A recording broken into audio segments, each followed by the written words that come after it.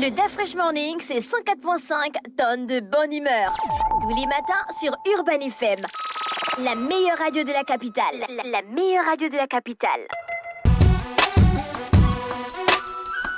Sur les 104.5 Urban FM, la station Urban avec Jean-Paul. Jean-Paul, bonjour. Bonjour, la fraîche. Comment tu vas ce matin? Ça va très Et le bien. week-end? Oui, tranquille. Alors, l'actualité internationale nous emmène où?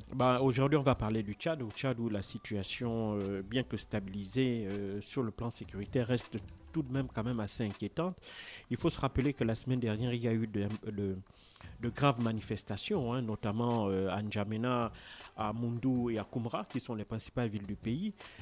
C'était des manifestations qui avaient été lancées à l'appel de la plateforme de l'opposition Waki Tama et du parti politique Les Transformateurs, qui est dirigé par Succès Mara, qui est considéré comme actuellement le principal opposant au général Mahama Idriss Déby. Alors, il ne faut pas oublier que depuis le 21 avril de l'année dernière, suite au décès vraiment prématuré du maréchal Idriss Déby, qui était au pouvoir depuis près de 3 décennies, une junte a décidé de s'installer au pouvoir, dirigée par son fils, le général Mahamat Idriss Déby. Et donc, cette junte-là, à l'issue d'un dialogue dont les fondements avaient été basés au cours de discussions qui avaient été organisées à Doha au Qatar. Il y avait eu par la suite des discussions, une conférence inclusive dans laquelle étaient censées émerger, si tu voulais, les règles qui devaient régir la prochaine transition, qui devait aboutir à un retour à un ordre constitutionnel normal dans le pays. Alors, d'un côté, on a eu un certain nombre d'acteurs politiques et de la société civile qui ont participé aux discussions à Doha au Qatar et qui ont participé à cette conférence nationale inclusive, qui a abouti notamment avec la prolongation de 2 années supplémentaires de la durée de la transition et surtout qui donne la possibilité au général Mahamat Idriss Déby de se présenter à la prochaine élection présidentielle, donc avec la possibilité pour lui de devenir le prochain président légitime du Tchad. Et donc, c'est justement ces conclusions-là qui posent problème, notamment à la plateforme des partis de l'opposition Wakitama et au parti les transformateurs, qui donc pour montrer leur désapprobation, parce qu'il ne faut pas aussi oublier que ces partis politiques-là n'avaient pas participé au dialogue qui avait été organisé par la junte au pouvoir, et donc pour marquer leur opposition à cette prolongation de 2 années supplémentaires de général Mahamat Idriss Déby à la tête du pays et surtout la possibilité de le voir participer à la prochaine élection présidentielle, ces acteurs l'avaient donc appelé à des manifestations pacifiques le 20 octobre dernier dans toutes les villes du pays. Et ces manifestations avaient été durement réprimées par les forces de l'ordre au motif que celles-ci n'avaient pas été autorisées. Et maintenant, en ce qui concerne évidemment les chiffres, tous les observateurs ne sont pas d'accord. Dans un premier temps, les autorités, jeudi soir, avaient fait savoir qu'il y avait eu une 30aine de morts, avec à peu près une 100aine de blessés. Maintenant, le week-end dernier, cette fin de semaine, le nombre de décédés avait été revu à la hausse. On parle d'une 50aine de morts et à peu près 300 blessés. Et même certains acteurs publics tchadiens estiment que les chiffres sont certainement en deçà des réalités, puisque beaucoup de décédés, semble-t-il, n'auraient pas été comptabilisés, et même certains blessés n'ayant pas été conduits dans des structures sanitaires connues, ou publiques ou privées, donc ayant été pris en charge dans un cadre purement privé, donc ce qui laisse à penser que même le cap des 300 blessés est un cap qui est assez inférieur, assez en deçà de la réalité. Et bien entendu, la communauté internationale avait vivement condamné l'utilisation de la force par les autorités tchadiennes, l'Union européenne et un certain nombre de pays, dont la France, qui avait condamné l'usage de la force. Il faut bien savoir que la France était aussi un peu obligée de condamner au regard des récents événements qui se sont déroulés, notamment à la faveur du second coup d'État à Ouagadougou, donc au Burkina Faso, où son ambassade même avait été attaquée. Et au regard des rumeurs qui commençaient même déjà à circuler à N'Djamena que la France était derrière, si tu veux, cette répression des autorités tchadiennes, le Quai d'Orsay a vite sorti un communiqué expliquant que la France n'avait absolument rien à voir avec les événements qui s'étaient déroulés le 20 octobre dernier à N'Djamena. Mais ce dont je voudrais vraiment attirer l'attention ici, c'est si tu veux, la position de deux acteurs, à mon sens, importants africains. Le premier, c'est l'acteur sous-régional, donc à savoir la CEMAC.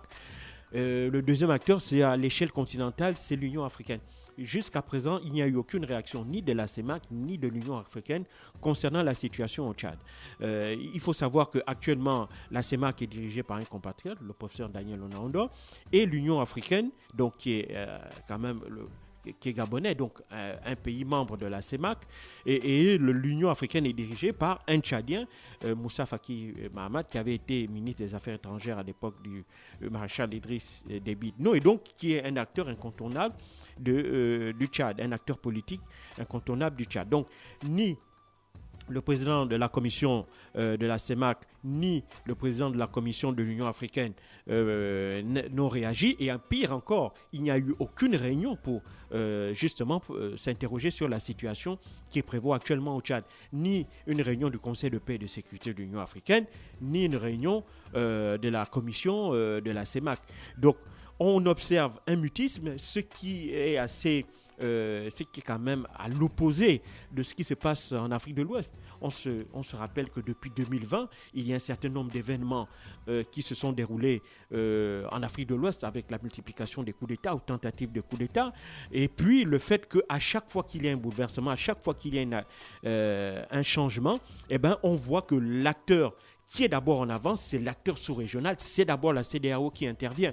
Même si on peut être d'accord ou pas avec la manière dont elle intervient ou les décisions qui sont prises à l'égard des pays dont elle estime qu'elle s'écarte d'un certain nombre de valeurs communes qui sont inscrites dans la charte de la CEDEAO, on peut ne pas être d'accord ou on peut discuter de la manière dont la CEDEAO se comporte vis-à-vis de ces pays-là, ça c'est une autre question. Mais au moins, elle agit, elle est présente, elle est au devant de la scène et elle essaie d'aider ces pays-là à revenir dans un ordre constitutionnel normal.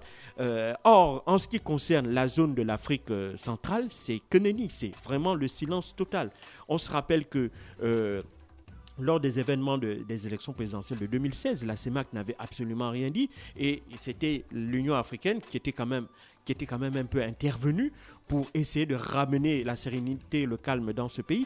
La même chose au Cameroun en 2018, lors des mêmes élections présidentielles où la CEMAC n'avait absolument rien dit, absolument rien fait, n'avait pas dépêché ni au plus haut niveau, ni un chef d'État, ni un ministre des Affaires étrangères, ni même un membre de la commission n'était allé au chevet du Cameroun alors qu'il y avait eu aussi des manifestations de contestation de la réélection de Paul Biya.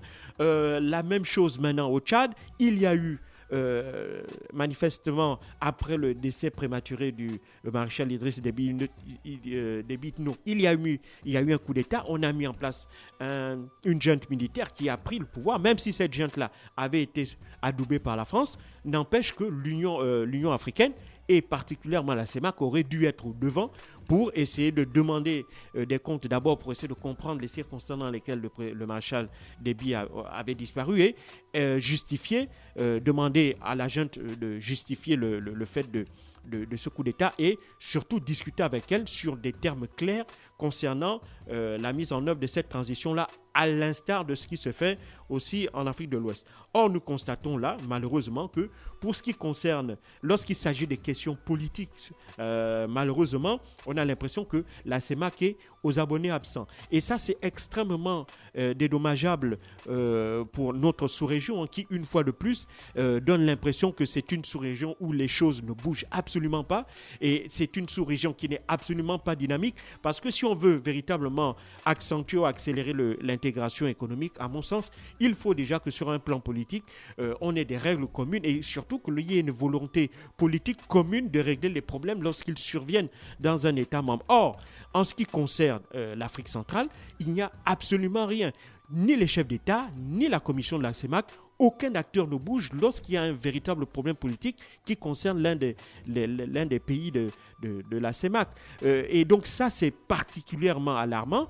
Et pire encore, au niveau de l'Union africaine, je pense que Moussa Faki Mahamat aurait évidemment il serait tout à son honneur de réagir pour ramener la paix et la sérénité dans son pays. L'Union africaine n'a participé ni de près ni de loin aux préparatifs notamment du dialogue inclusif qui avait eu lieu à Doha au Qatar, alors qu'elle aurait dû accompagner le Qatar dans justement la préparation de ce grand dialogue. Elle aurait dû participer même avec un statut d'observateur lors de ce dialogue inclusif et discuter même avec les groupes de partis politiques qui avaient décidé de ne pas participer pour maintenir indirectement une forme de dialogue entre la junte et ces acteurs-là qui ne sont pas d'accord.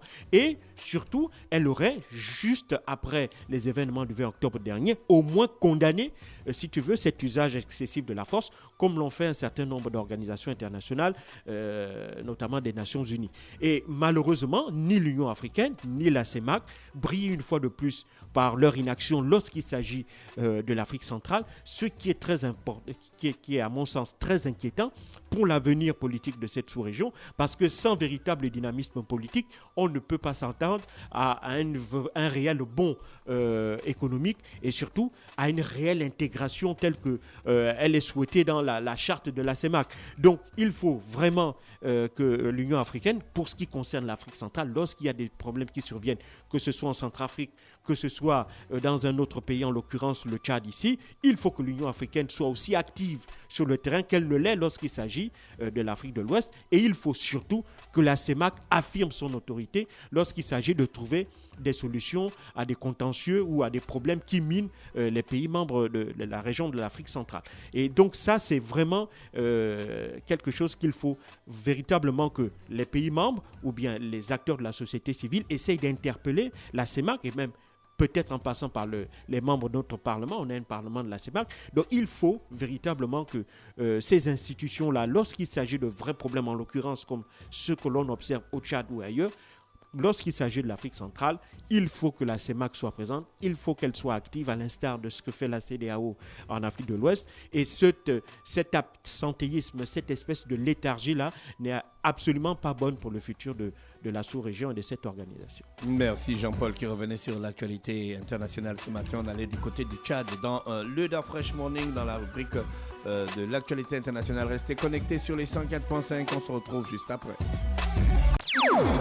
Le Da Fresh Morning, c'est 104.5 tonnes de bonne humeur. Tous les matins sur Urban FM. La meilleure radio de la capitale. La meilleure radio de la capitale.